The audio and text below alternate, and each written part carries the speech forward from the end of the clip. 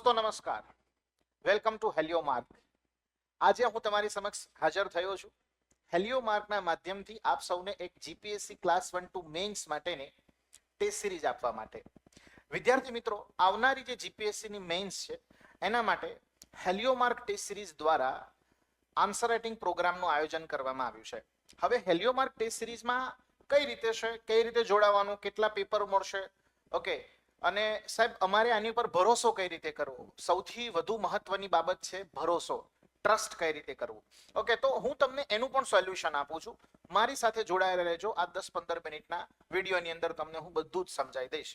Okay વિદ્યાર્થી મિત્રો, સૌથી પહેલા તમારે કરવાનું શું છે, તમારે હેલિયો માર્ક નામની આપણી જે વેબસાઇટ છે એને ઓપન કરવાની છે. અહીંયા સ્પેલિંગ જોઈ લેવું. સ્પેલિંગ છે હેલિયો માર્ક .ai નામની આપણી એક વેબસાઇટ છે જે ઓપન કરવી. આ જે વેબસાઇટ છે એની ઉપર જશો એટલે તમને કંઈક આ પ્રકારનો યુઆઈ દેખાશે. અને અહીંયા એક બાજુ લખેલું હશે માય ટેસ્ટ સિરીઝ, બીજી બાજુ લખેલું હશે ટ્રાયલ એન્ડ જોઈન નાઉ. તમારે અહીંયા જવાનું છે, ટ્રાયલ એન્ડ જોઈન નાઉ. અહીં આગળ 1111 જે ફીસ બતાવે છે, એકચ્યુઅલમાં જીપીએસસી ક્લાસ 1 2 મેઇન્સ માટે 1111 જે ફીસ રાખેલી છે એ ટોટલ 24 પેપરની છે. 24 પેપર્સ તમને આપવાના છે. 24 પેપરની ફી 1111 છે. આ 24 પેપર તમને ડિટેલ ઇવેલ્યુએશન સાથે મળશે. ઓકે, હવે અહીંયા આગળ જોજો. આ જે 24 પેપર છે ને એમાંથી આપણે 2 પેપર ફ્રી આપેલા છે એઝ અ ડેમો. હવે મેં હમણાં જ કીધું કે સાહેબ અમે કઈ રીતે ભરોસો કરી લઈએ કે તમારી જે સિસ્ટમ છે એ અમારા પ્રશ્નનું એક્ઝેક્ટ ઇવેલ્યુએશન કરીને આપે છે કે નહીં. એના જ માટે મેં અહીંયા આગળ 2 ડેમો ફ્રી આપેલા છે. આની અંદર તમે જશો મિત્રો, વ્યૂ એન્ડ જોઈન. એની અંદર શરૂઆતમાં તમે જોશો તો પહેલા 2 પેપર છે હિસ્ટ્રી એન્ડ કલ્ચરલ હેરિટેજ. આ 2 પેપર આપણે ફ્રી આપેલા છે. તમારે હાલ આ આન્સર રાઇટિંગમાં જોડાવાનું નથી. તમારે સૌથી પહેલા ડેમો લેવાનો છે. ડેમો લઈ અને પેપર સબમિટ કરવાનું. પેપર સબમિટ થઈ એનું જે ઇવેલ્યુએશન મળે પછી તમારે ભરોસો કરવાનો. તમને તમારું હૃદય એમ કે યસ, હું આ જે સજેશન્સ એરર મને જે આપવામાં આવેલી છે એનાથી હું સંતુષ્ટ છું, તો જ જોડાવાનું. હું એમ કહેતો જ નથી કે તમે જોડાઈ જાઓ. આંધળો વિશ્વાસ મૂકવાનો જ નહીં. સિસ્ટમ પર તો જ ભરોસો કરો જો તમને સંતોષ હોય. ઓકે, સૌથી પહેલા આ હિસ્ટ્રીનું પેપર છે, આ છે કલ્ચરનું પેપર. ફોર એક્ઝામ્પલ તમારે હિસ્ટ્રીનું પેપર આપવું છે તો અહીંયા ક્લિક કરશો એટલે હિસ્ટ્રીનું પેપર ડાઉનલોડ થઈ જશે. અને આ હિસ્ટ્રીનું પેપર આવી ગયું. હિસ્ટ્રીનું પેપર છે. અહીં આગળ આ પ્રશ્ન છે. પ્રશ્ન પ્રમાણે જે જવાબ આપવાના છે તમારે લખી, બરાબર, ગમે ત્યારે તમને મજા આવે ત્યારે. અહીંયા આગળ કોઈ એવી બાંધછોડ નથી કે 24 કલાકમાં અપલોડ કરી દેવું, 20 કલાકમાં કરી દેવું. ઓકે, તમારે અહીંયા આગળ આન્સર શીટ અપલોડ કરવાની છે. અહીંયા મેં ઓલરેડી અપલોડ કરેલી છે એટલા માટે રી અપલોડનો ઓપ્શન આવે છે. પહેલી વખત કરશો ને એટલે આ પ્રકારનું લખેલું આવશે અપલોડ આન્સર શીટ. તમે અહીંયા ક્લિક કરી અને તમારી આન્સર શીટને અપલોડ કરી નાખો. તમારી આન્સર શીટ તમે અપલોડ કરશો ને મિત્રો એટલે અહીંયા આગળ જે રીતે અહીંયા ડાઉનલોડ પીડીએફ છે ને એ રીતે અહીંયા પણ ડાઉનલોડ પીડીએફ 24 કલાકમાં તમારી જે કોપી છે અહીંયા આગળ ઇવેલ્યુએટેડ એવું લખેલું આવશે અને અહીંયા આગળ ડાઉનલોડ પીડીએફ નો ઓપ્શન આવશે. આ પીડીએફ તમારે જોવાની છે કે મેં જે પ્રશ્ન લખ્યા હતા એમાં મને આ સિસ્ટમ દ્વારા કયા કયા પ્રકારની એરર્સ ફાઇન્ડ કરી મને જે સજેશન્સ આપવામાં આવેલા છે. હવે હું તમને એક ડેમો બતાવું.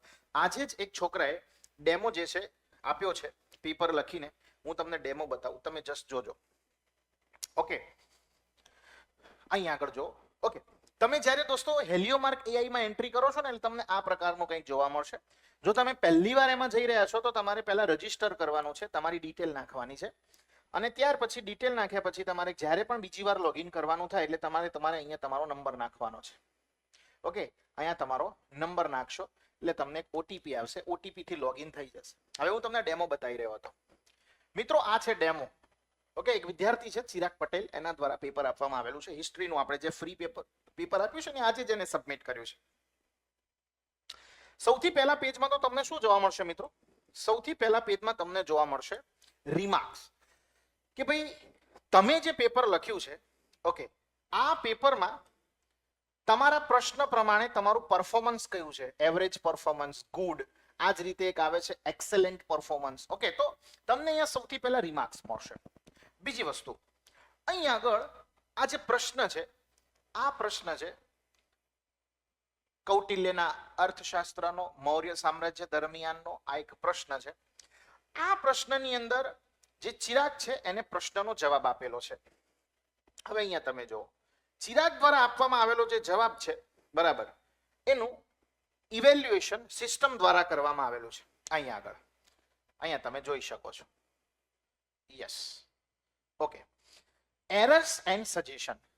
જો સૌથી પહેલા તો એને જે લખ્યું છે એમાં કઈ કઈ એરર રહી ગઈ છે, તો કે ભાઈ આધુનિક કલ્યાણકારી રાજ્યની વિભાવનામાં કૌટિલ્યના મોડેલનું સંસ્થાકીય અને વહીવટી પ્રદાન તથા અશોકના મોડેલનું નૈતિક અને સામાજિક પ્રદાન સ્પષ્ટપણે અલગ અલગ દર્શાવવામાં આવ્યું નથી.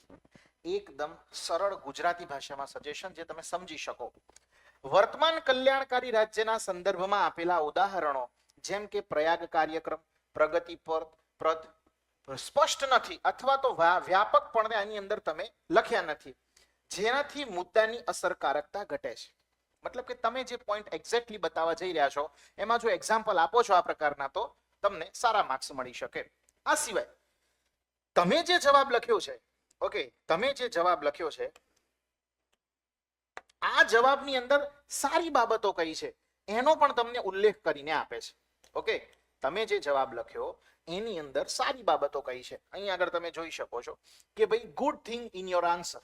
તો અહીં આગળ આ 3 પોઈન્ટ 4 પોઈન્ટ એવા છે કે જે તમારા કન્ટેન્ટની સારી બાબત છે. મતલબ કે તમે ક્વેશ્ચનની ડિમાન્ડ મુજબ આટલા પોઈન્ટ ફ્લોમાં લખ્યા છે એક્ઝેક્ટલી.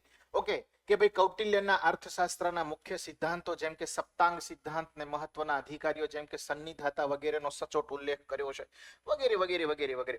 ઓકે, પછી તમે કન્ટેન્ટને કેટલું ડેપ્થમાં જઈને જે છે લખ્યું છે એ પણ તમને અહીંયા જણાવવામાં આવે છે. ત્યાર પછી કન્ટેન્ટની ડિમાન્ડ પ્રમાણે તમે કઈ રીતે, મતલબ કે એક્ઝેક્ટલી કન્ટેન્ટની ડિમાન્ડ શું હતી એ તમને અહીંયા જણાવવામાં આવે છે કે ભાઈ કન્ટેન્ટની આ ડિમાન્ડ હતી. ઓકે, અને ત્યાર પછી મેન અને ઇમ્પોર્ટન્ટ પોઈન્ટ અહીંયા આગળ છે કે ભાઈ અહીંયા આગળ તમારું સ્ટ્રક્ચર કયા પ્રકારનું છે એ તમને દર્શાવે છે. તમારું પ્રેઝન્ટેશન કેવું છે તો કે ભાઈ હસ્તલેખન સુવાચ્ય અને સ્વચ્છ છે. ઓકે, બીજું ખાસ વિશેષતા શું છે? આ 2 point. This is a missing keyword and this is a missing point. કે અહીંયા તમે કયા કયા કીવર્ડ મિસ કરી ગયા છો જે તમારે લખવા જોઈએ જેનાથી તમને સારા માર્ક્સ મળી શકે. અને જેમ કે તમે કૌટિલ્યના સંદર્ભમાં દંડ નામનો એક કીવર્ડ ભૂલ્યા છો, ગુડ પુરુષો લખવાનું ભૂલ્યા છો, યોગક્ષેમ ભૂલ્યા છો, વગેરે જેવા શબ્દોનો તમે ઉલ્લેખ નથી કર્યો. અશોકના સંદર્ભમાં તમે અહિંસા અને સહિષ્ણુતા જેવા કીવર્ડ નથી દર્શાવ્યા. તો આ બધી બાબતો તમે ભૂલ્યા છો. આ સિવાય ખાસ પોઈન્ટ આ કે ભાઈ તમે હજુ પણ કયા પોઈન્ટ એડ કરી શકતા હતા, હે કે ભાઈ કૌટિલ્યના મોડેલ દ્વારા આધુનિક રાજ્યને મજબૂત વહીવટી માળખું, ટેક્સેશન સિસ્ટમ એટલે કે કર પ્રણાલી અને નિયમનકારી ક્ષમતા મળે છે તે સ્પષ્ટ કરવું. આવા પોઈન્ટ તમે તમારા જવાબમાં એડ કરી શકતા હતા. આ સજેશન્સ છે. ઓકે, કે ભાઈ તમે હજુ પણ આટલા પોઈન્ટ એડ કરી શકતા હતા. એટલે એબ્સોલ્યુટલી તમે જે પ્રશ્ન લખ્યો છે બરાબર એની અંદર તમે 2 પેજનો જવાબ લખ્યો છે તો સામે તમને 2 પેજનું મૂલ્યાંકન મળે છે. તમે 2 પેજનો જવાબ લખ્યો છે તો તમને 2 પેજનું મૂલ્યાંકન મળે છે. તમે 20 પેજ લખશો તો સામે તમને 20 પેજનો ફીડબેક મળશે. મારો કહેવાનો મતલબ આટલો છે. 20 પેજ લખશો તો 20 પેજનો તમને ફીડબેક મળશે. તો વિદ્યાર્થી મિત્રો, આ છે આપણું જીપીએસસી ક્લાસ 1 અને 2 માટેના ટેસ્ટ સિરીઝનો એક ડેમો. તમે ખુદ પણ, આ તો હું તો જસ્ટ એક વિદ્યાર્થીનો ડેમો લઈને આવ્યો છું, આ જ રીતે તમે ખુદ ઉતાવળ કરવાની જ નથી.